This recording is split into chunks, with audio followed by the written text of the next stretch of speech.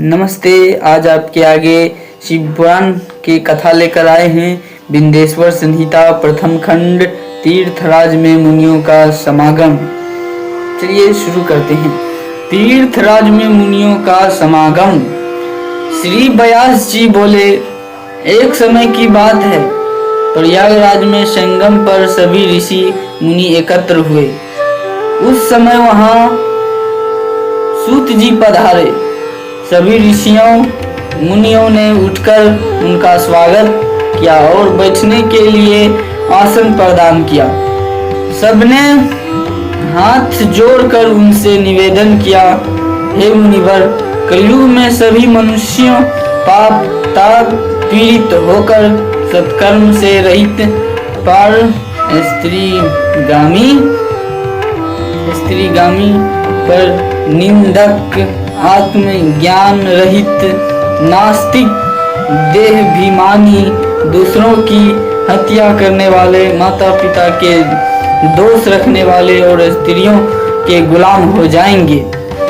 वैश्य अपने धर्म से रहित कुमार्गी हो जाएंगे। शूद्र अपने कर्म को छोड़कर तिलक लगाकर ब्राह्मणों का सा आचरण करने लगेंगे। नकली तपस्वी ब्राह्मणों के तेजहर्ता शालिग्राम आदि पाषाणों का दंभ पूर्वक पूजन करने वाले कुकर्मी विवादी धर्मलोपक दुष्कर्मी धर्म के नाशक दंभी अभिमानी क्रूर होंगे। स्त्रियों भी धर्म से विमुख हो जाएंगी। वे माता पिता की भक्ति से विमुख, पति से विमुख, प्रेमी के साथ रहने वाली, तमोगुण और नित्य रुग्ण रहा करेंगी। इस दुख से छुटकारा दिलाने वाला कोई सरल उपाय बताइए। मुनियों की यह बात सुनकर सूत जी भगवान शंकर का ध्यान करके बोले,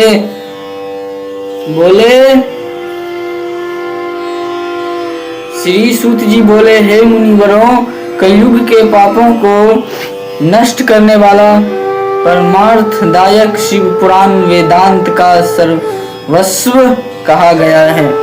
इसके पढ़ने एवं सुनने से मुक्ति मिल जाती है।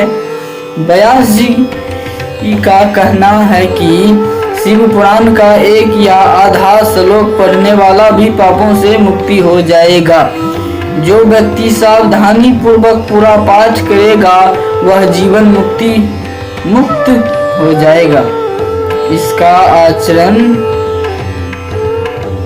आचरण करने वाले को एक अश्वमेध यज्ञ का फल प्राप्त होता है।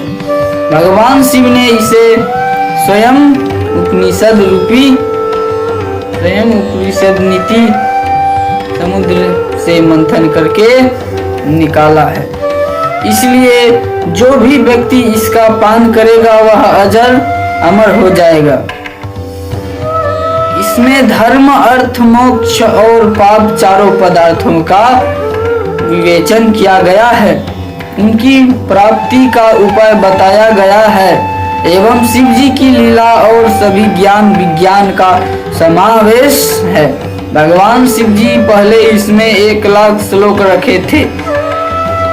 एक है विंध्येश्वर संहिता, दूसरी रुद्र संहिता, तीसरी विनायक संहिता, प्रत्येक में 10,000 श्लोक, चौथी उमा संहिता 8,000 श्लोक, पांचवी मातृ संहिता में 8,000 श्लोक, 6 नंबर में एकादश रुद्र संहिता में 13,000 श्लोक, 7वें नंबर में कैलाश संहिता में 6,000 श्लोक, 8वें नंबर में शतरुद्र संहिता में 3,000 श्लोक, कोटि रुद्र संहिता में 9,000 श्लोक, 10वीं नंबर में है सहस्त्र कोटि रुद्र संहिता में 11,000 श्लोक, 11वीं नंबर में मानवी संहिता में 10,000 श्लोक और 12वीं नंबर में धर्म संहिता में 12,000 श्लोक रखे थे।